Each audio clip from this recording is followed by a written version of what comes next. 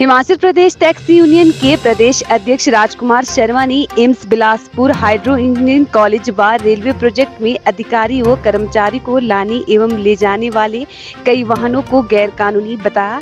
रामकुमार ने इस दौरान कहा, इन महत्वपूर्ण प्रोजेक्टों में नियमों को ताक पर रखकर टैक्स को बचाने के चक्कर में टैक्सी के बजाय पर्सनल नंबरों वाले वाहनों का प्रयोग कर प्रदेश सरकार को आर्थिक हानि पहुंचाई जा रही है। उन्होंने कहा, इस शहर में पूर्व भाजपा सरकार के कार्यकाल में भी उन्होंने मांग उठाई थी, लेकिन धरातल पर कुछ भी नहीं हो सका। इस संदर्भ में टैक्सी यूनियन ने कई बार कैंग व प्रदेश सरकार को पत्राचार किया, लेकिन उसका कोई उत्तर नहीं आया। कोरोना काल में टैक्सी ऑपरेटरों को बहुत आर्थिक हानि उठानी पड़ी है।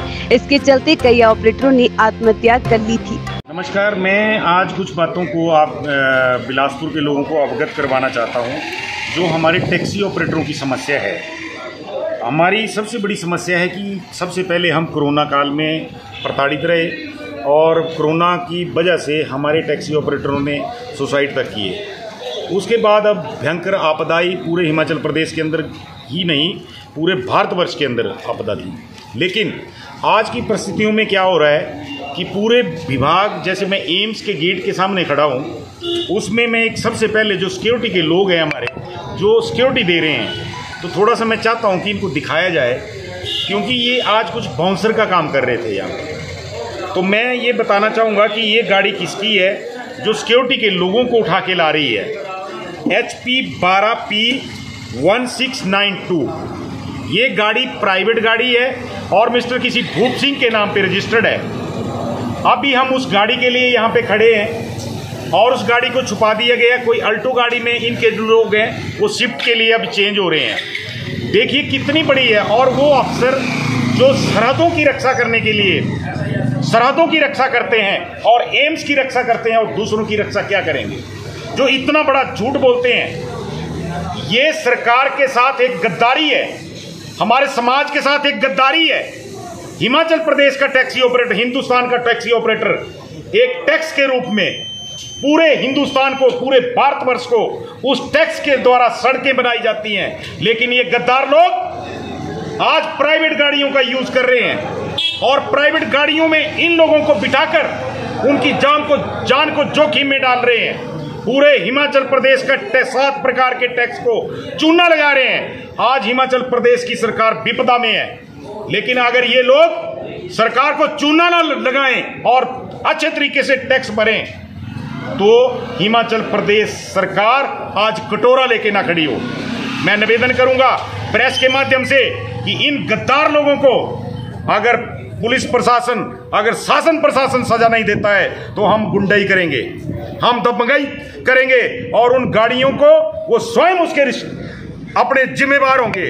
मैं आपको सभी के माध्यम से बताना चाहता हूं, HP 12P 1692 ये गाड़ी सिक्योरिटी के लिए यहां पे लगी है। मैं एक उदाहरण इस गेट के पास दे रहा हूं। बाकी अंदर जितने भी P&A के अधिकारी हैं, एडमिन के अधिकारी हैं, वो प्राइवेट गाड़ियों में घूम रहे हैं।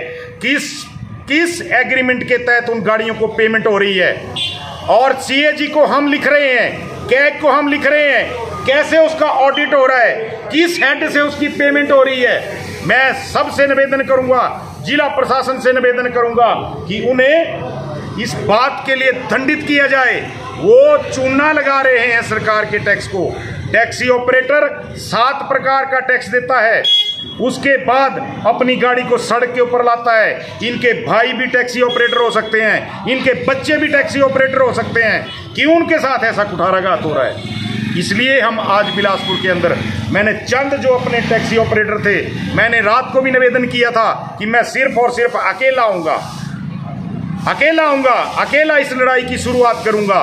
क्योंकि अभी हम इसके बाद जो रेलवे कंस्ट्रक्शन कंपनी है, बंदला में hydro engineering college construction company है, जिलाधीश कार्यालय के अंदर देखिए सबसे बड़ा घात कहाँ पे हो रहा है। जिलाधीश कार्यालय के अंदर गाड़ियां लगी हुई हैं। मैं आपको नंबर बताऊंगा, P33E 4191 शरेआम उसके ऊपर सरकारी ड्यूटी का बोर्ड लगा हुआ है।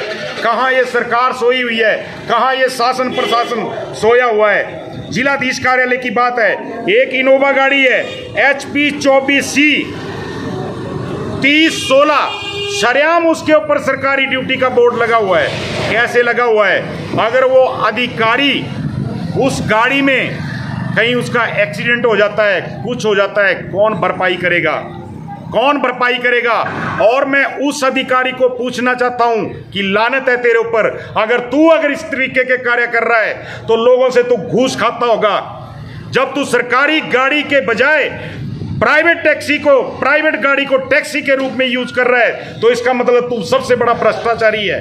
उन अधिकारियों को लानत है इस बात की कि उनको सोचना चाहिए इस बात के ऊपर कि आप एक गरीब का हक खा रहे हैं। मैं धन्यवादी हूं आप सभी लोगों का।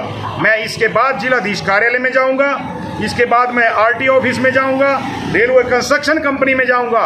उन्होंने मुझे आज कहा था कि 4 गाड़ियों के स्पेसिफिक उन्होंने नाम दिए थे कि उन गाड़ियों के एग्रीमेंट टर्मिनेट किए जाएंगे। धन्यवाद।